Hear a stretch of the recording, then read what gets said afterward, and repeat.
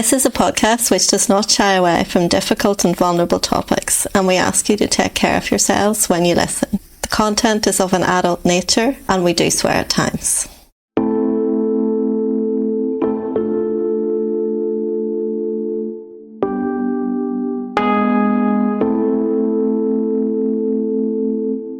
Welcome to the Autistic Licence podcast. I'm Leo in London. I'm Shauna, and I'm Carrickfergus in Northern Ireland.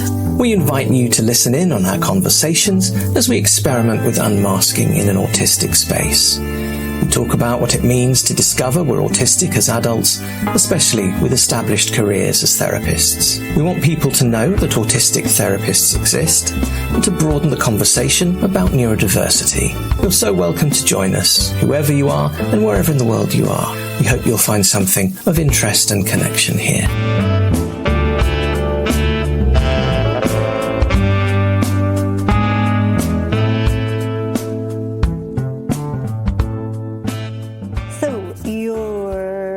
Uncle died.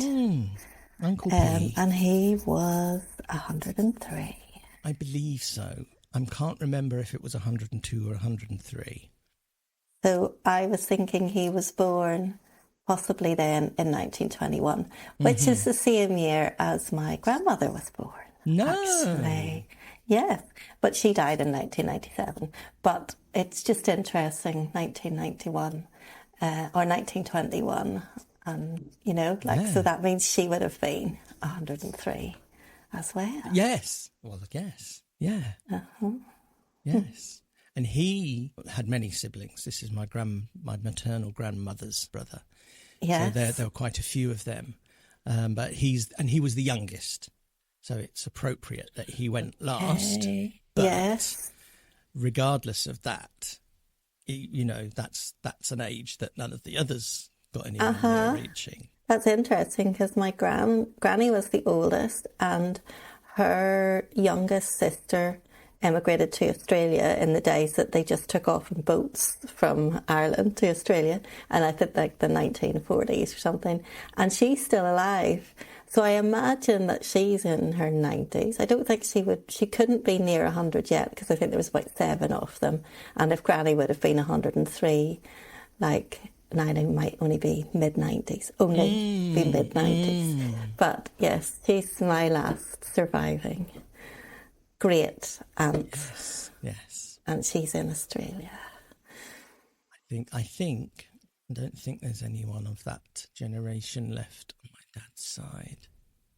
There is a woman also in Australia, actually, because my dad also had some relatives of that generation who went out to live in Australia.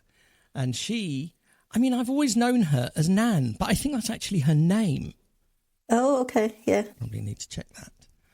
So there's some good ages on both sides.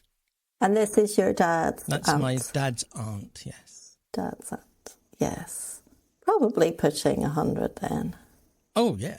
I'll have to have a little look because I haven't heard from that side of the family for a little while. Yes. I have continued my... I was going to ask. That's my next question.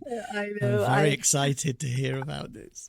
I signed up for a week's trial of Find My Past, which is another ancestry website, because I wanted to get into their records to see if I could supplement what I was already doing on Ancestry, as you do. And then I'll sign up for another free trial of another one, and then another free trial of another one, and I'll bring it all together. So this week I'm running out of time because the free trial runs out tomorrow. So I've been like 2 or 3 hours every night going through Find My Past documents in this quest to find out where all these people came from. So yes, I found out some things that are lovely, some things that are a bit unsettling, but I have to bear in mind that I can't fact check everything. Like I'm working with 124 people, so I can't There's some of it that I haven't checked enough, so some of it might not be accurate. Some of it I know is, because I've checked it in all ways and checked marriage certificates and birth records and things like that. But other bits, it's been more that I've gone on hints and then I've kept going, and it's not completely, I'd need to go back over it again whenever I've got more time. Yeah, and then I have like some of the tree members signed the Ulster Covenant as well. But I was able to go into that and find out who signed it and who didn't. Oh, really? So, wow. yeah. Yeah. Wow. So, like, you're able to see, like, in 1912, who signed the Ulster Covenant and who didn't. Okay. And that would be the ones that signed the Ulster Covenant were obviously supporting the Crown, whereas the ones that weren't were supporting Home Rule as Ireland. So there's a mixture. And the English relatives, I found loads more of them. And and they're, you know, the interesting thing is the English ones were fishermen, largely fishermen, some agriculture, but largely fishermen. And the Irish ones worked on the land.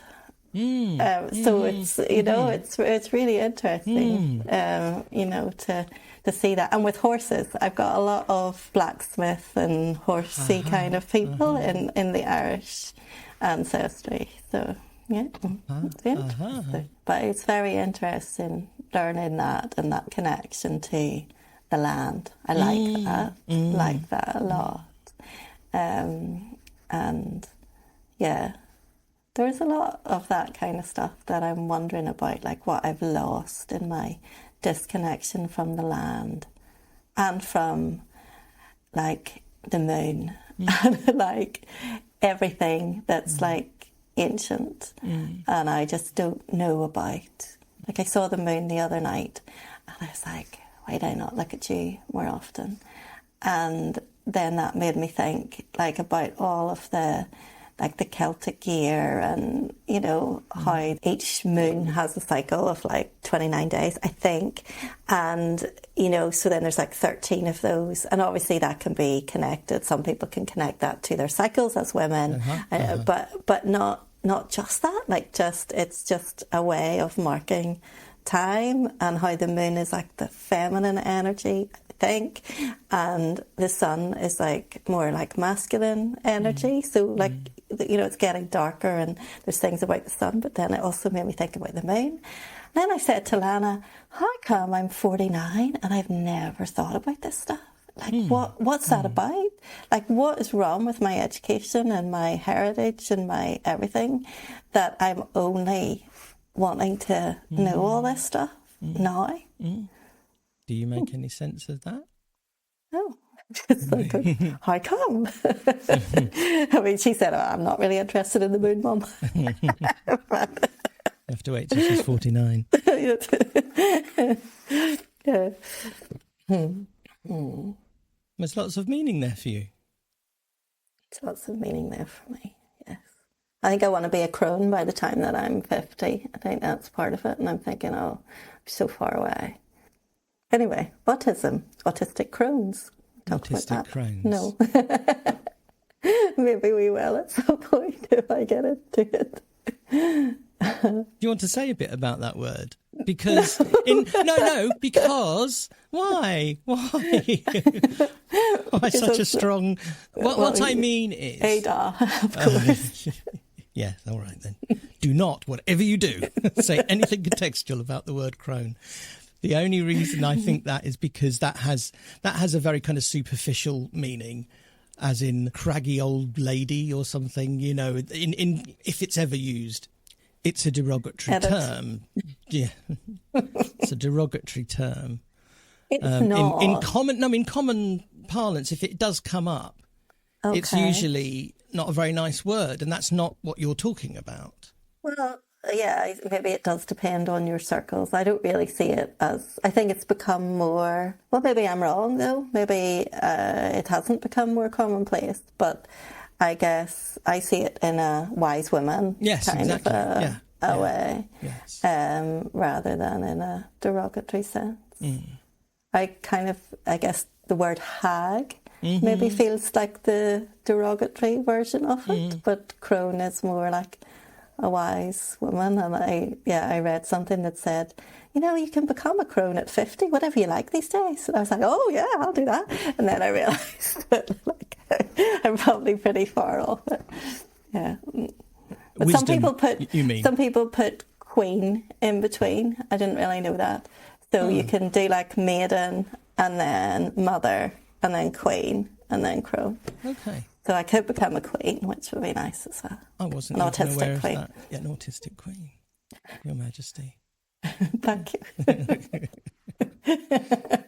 Deference where deference is due. Yeah.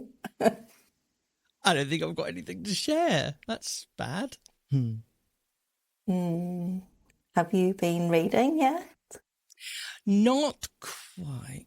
Not quite.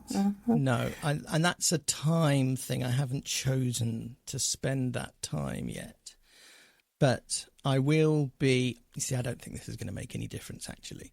But I will be just me and the dogs for a week from Saturday. And part of me thinks, well, yes, that's the kind of time that I might sit and read a book. But to be honest, I know I've got so many other projects that are kind of pootling along that I'll be engaged with those. So I don't know what that time looks like. It feels so slow. That's what I know. So before it was just this concentration thing, staying in the page, that kind of thing, because it's just not how I take information in. So I get on very well with audiobooks, as you know, for some reason I've always got one on the go and I can take all of that in, even when I'm doing other things. And that seems to maybe be the definition, is that I can do other things. I can't do other things when I'm reading a book. And also it just seems so slow.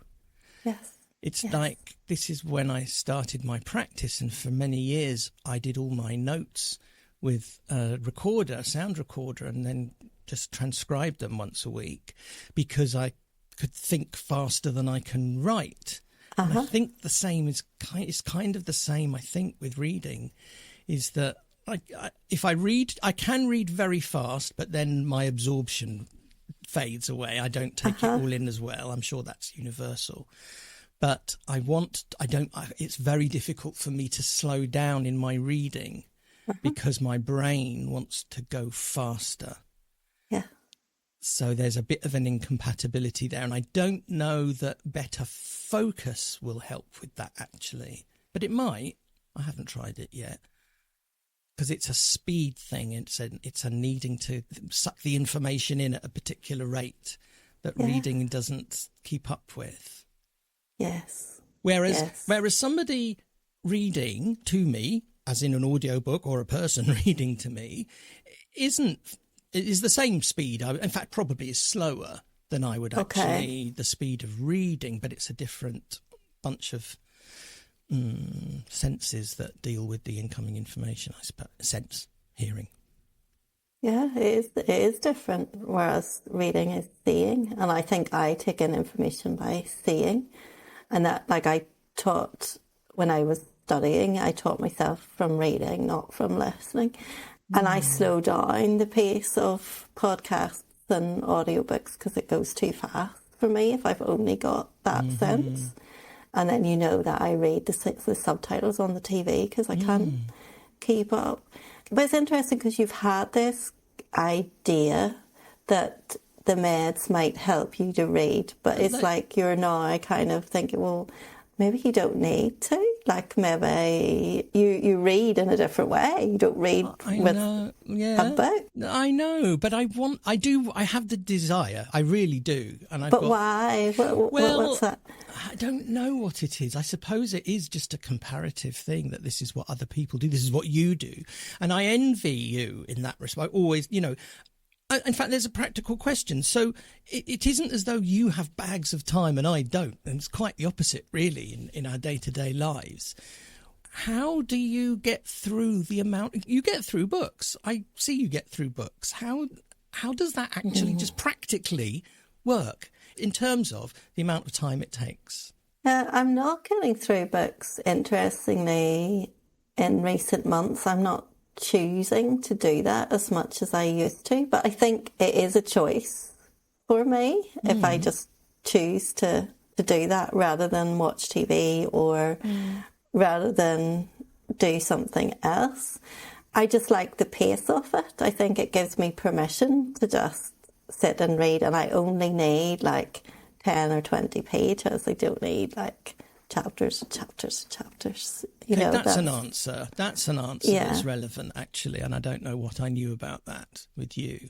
So you don't sit and read for hours on end in one go. It's bursts. Yeah. Yeah.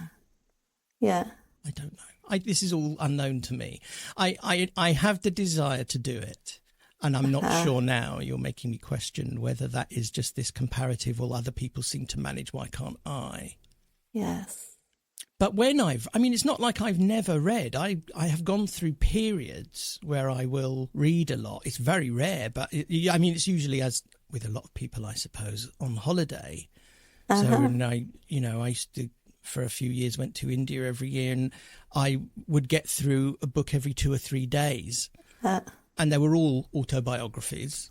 That was my thing. It still kind of is. But I got really hooked into some fiction too, actually. It's not an ability thing. It's just it's partly patience, which is what I thought might be addressed with some ADHD medication, and it might be. But yeah, the other thing is the speed of it. But I've got lots of lovely books. They're not all available. All the books that I've got, they're not all available as audiobooks anyway. Yes. It's not that. And I'm so fussy with my audiobooks as well. I can't bear it when actors read audiobooks. Yeah. If it's an autobiography or anything, actually, I just want the author to be reading it. And that's not always available. And that really puts me off because I can't kind of really believe the person somehow if it's not their own words. Yes. So there is a little pile of books. They're still there, and I will give it a go and see what it is. It might be, I don't know what it might be. I don't know. I've got lots of unanswered questions around it, as you can tell. It's almost like, though, that maybe some of your ideas about what ADHD meds would do would be to actually totally change who you are.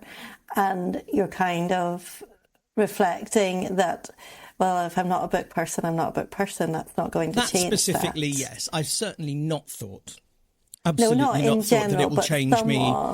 Some of the behavioural stuff. And it has. Yes. Totally has. I am so much more productive. I am so much more able to focus on a thing, regardless of the priority, really. It doesn't bother me anymore whether, trying to pick apart what has the best priority, and that's paralysing. That doesn't exist anymore, or at the moment, I should say. So I feel much better at the end of the day for what I've done.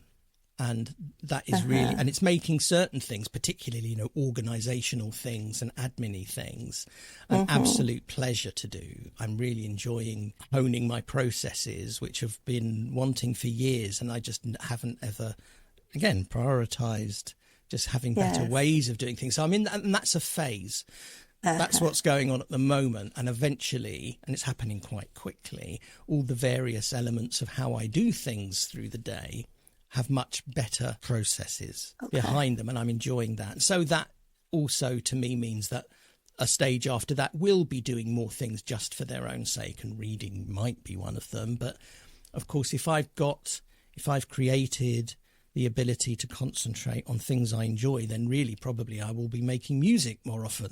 Why would I spend that time reading? Yeah. For example. Yes. So it's the same kind of things. And I think that, all that organisational stuff, like a lot of autistic people would look on, and your organisational systems anyway were much more organised than a lot of people might have. You might have felt like there was deficits in them and things that you wanted to refine. Sure. But actually the way that things, I assume, are running now, which is even better than how it was before, is a lot more efficient than how most of us in our community run our lives. And so that is a kind of a special interest for you. Yeah. It's not like an absolute essential. Oh no, definitely but not. But for you, it's it's as I said, it's following the it's interest. a joy. It's following the, yes.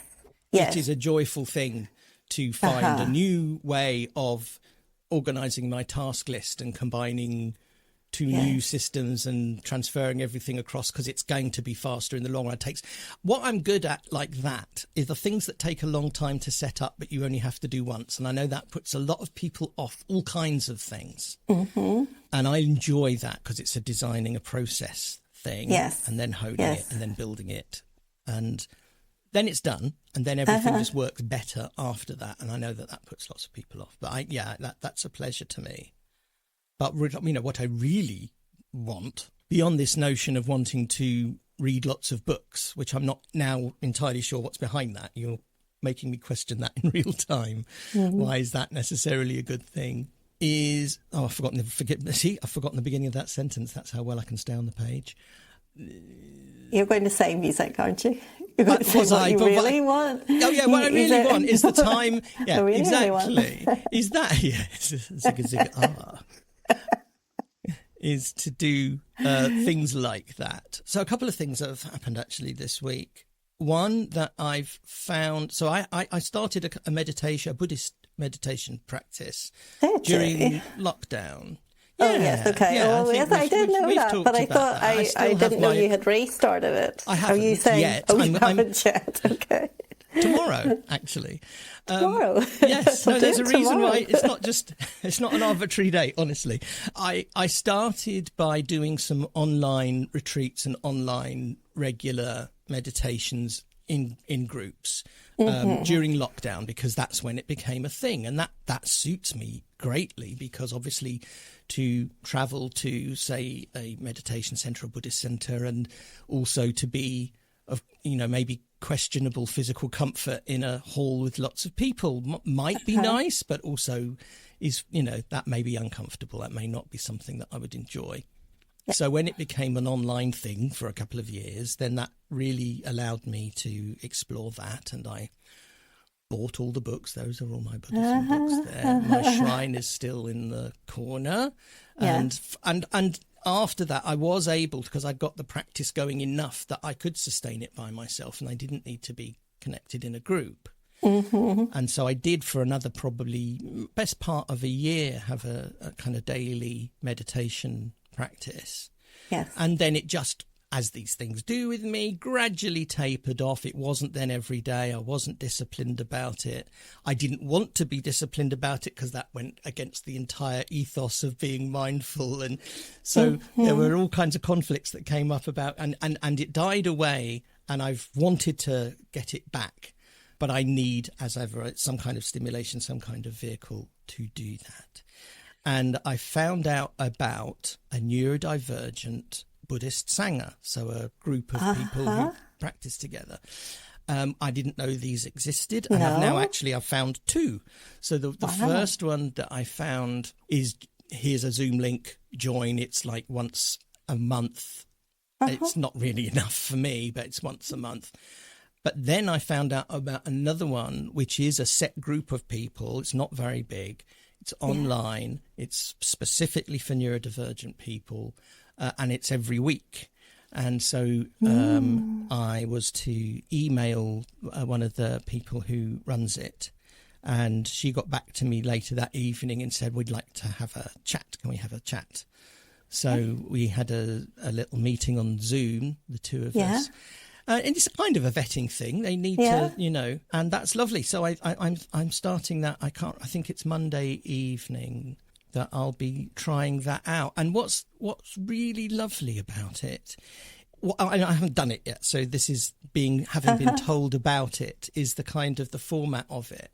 So this is something that I find in my practice a lot when people, you know, it's kind of received wisdom, isn't it, that mindfulness is a good thing, and that, you know, it's if you want to get rid of anxiety, then kind of emptying your mind or having some kind of guided meditation like that, something like that, is good for you. And what I've found, and I talk to people about this a lot, is that doesn't necessarily work for autistic, ADHD, neurodivergent people, because as we've talked about on this podcast a lot over the last year, happy birthday to us, is that doing nothing is not necessarily relaxing. You know, us recharging our batteries by being at rest might be doing something. You know, and we know that that's very incongruous to a lot of holistic people. I can never remember which it is. Holistic people. And that's been kind of that sounds like they've taken some of that into account in this particular practice, where so there's a thing called sitting meditation. Sometimes it's just called like doing nothing meditation, but it is just sitting, trying to open your mind and being still, and that's really fucking hard for a lot of us. They have something called a rocking meditation. Or stimming, meditation, where you can stim. Of course you can. Of course you need to. There is something. I was talking to my therapist about this week. She's a Buddhist.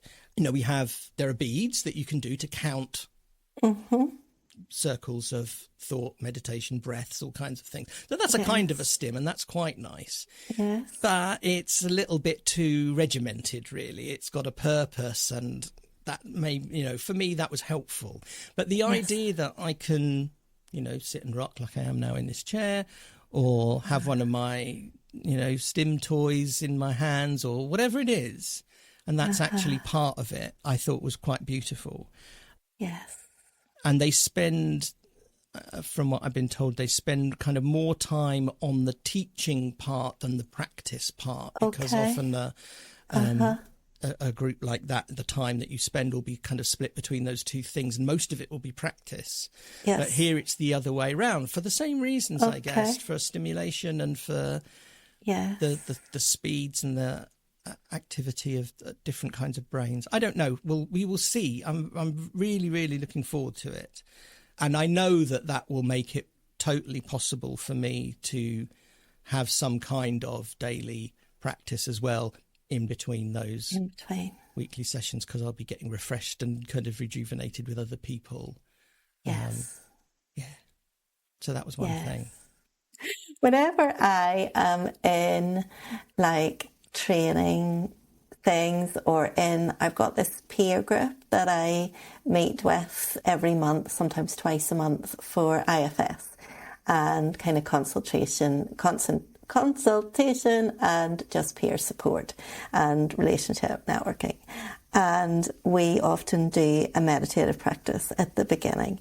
And I never can do meditation without drawing at the same time. I have to.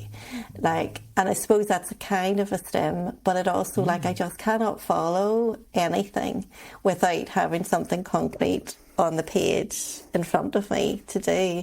And then that goes on too. So I'm doing training in circle facilitation, which will hopefully lead to me setting up one or more circles, and it will be like a branch of hopefully where my career might take me.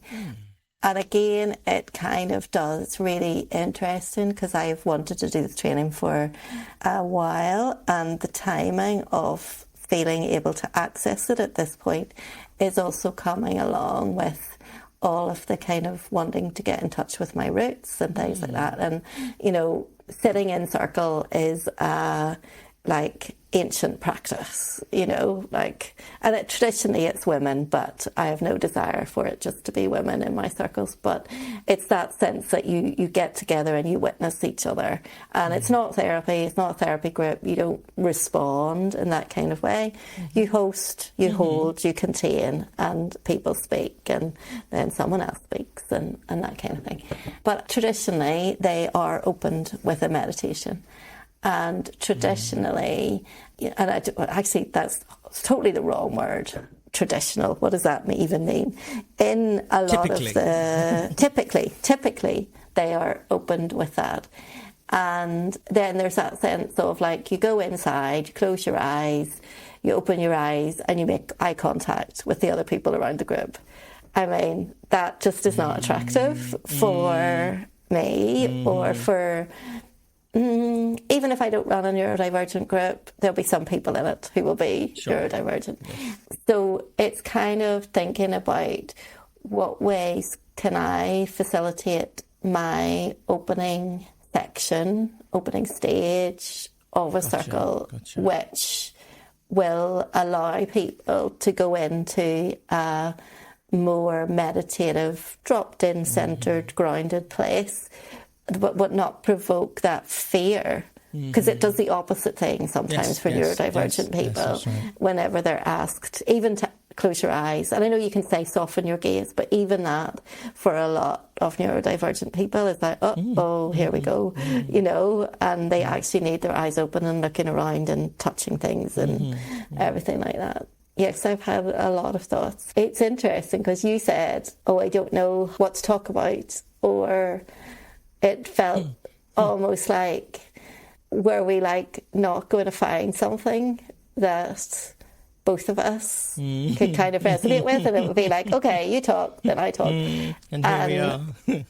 Yeah, there is just something in that, and in the synergy of that and how those... It's beautiful. And I don't know why I ever doubt that it will happen, because it always does. I love that word, synergy. I've been reading about that as well. You may have been age-wise and geographically slightly separated from my experience of that word, which I came to hate, because in the 80s and the early 90s, that was one of the corporate buzzwords of doing business and synergizing and finding synergy.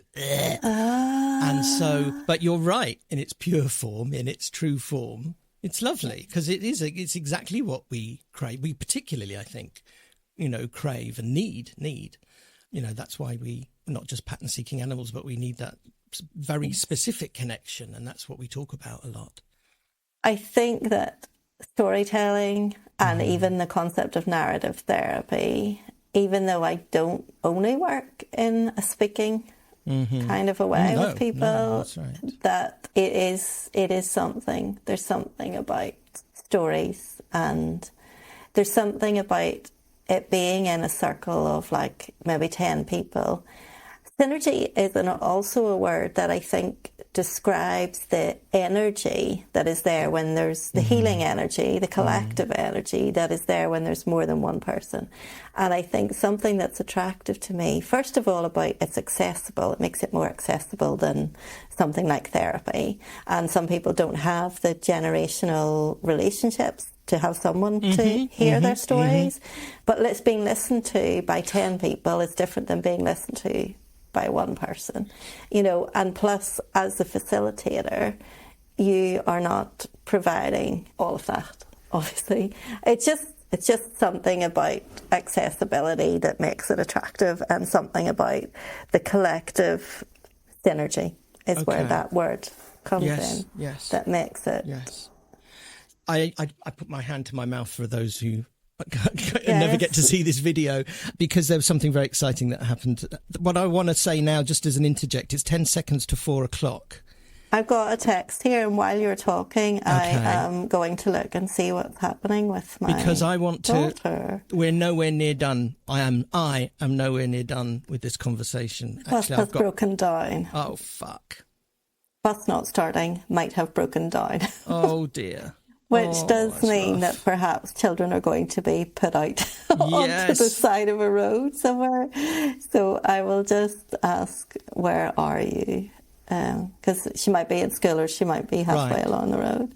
Yes. The coldest I've ever been was about 5 years ago. We went to Estonia for a few days for a holiday, and we went to a particular place out of town. It was a cultural centre kind of thing that I really wanted to go to, and you got there by bus, and you had to wait for the bus at a bus stop. It was minus 23 that day. Yeah. I've never experienced anything like it. It was fine because I had lovely warm things and thermal things, and I was very comfortable. But I thought, if your bus breaks down, if a bus is cancelled, you might die. You're stood at a bus stop at minus 23. If you've got to do that for a couple of hours, How did you get to the bus stop? Could you not go back to the place that you came from? No. Yes, could have done. Yes. Well, no, Okay, because you're not gonna it would have closed. Actually, no. And it was out in the country. It was out just on the edge of a forest. You've just heard back. Started again now.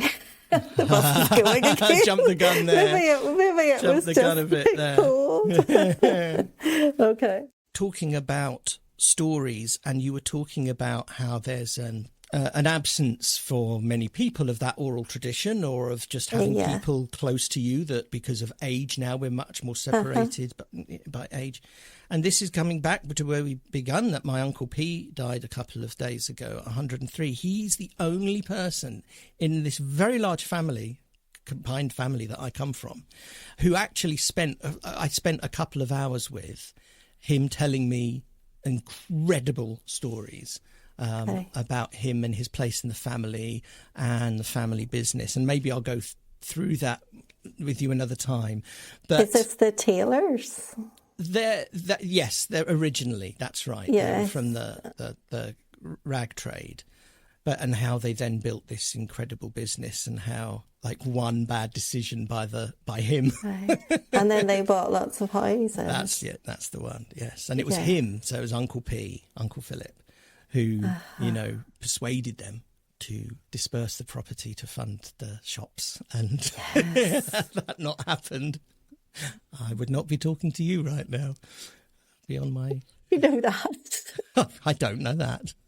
And I like to believe that no matter what, I would have been, of course. And you know that there's a, karmic Well, what belief do in you that kind of thing. imagine? No, well, all I mean is that was a facetious comment about I wouldn't be talking to the likes of you. It's just The likes of commoners like me. Exactly, not non-billionaires, Non-billionaires, Yeah, yes. yeah.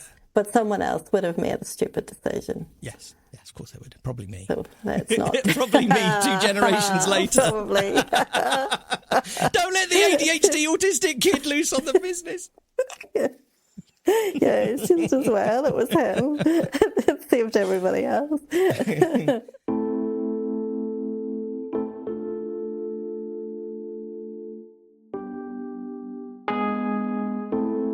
We have had some absolutely magical communications from our listeners. And I do want to say, actually, I'm not going to name anybody right now, but people I can see are being incredibly brave with kind of potentially volunteering themselves to have some conversations with us, which we've requested. People have responded, and it's the right people. You know what I mean? In the way that you were describing it, it's the people who wouldn't, and they're telling us they're frightened. They're telling us this is a really big deal and they need to be able to change their minds if they want to. It really, really, really warms me. I have a lot of warmth for the people who are out there and listening, and the way that they're responding to us. Thank you so much, really. Yes, and if anybody missed that episode, we are open to contact from anybody who would like to be a guest, to have a conversation with us. It will not be scripted, it will not be pre-planned. You are not required to be anything other than yourself. Yes. Thank you for listening to us. Lovely listener. You did say it. Thank you. Bye-bye. Bye-bye.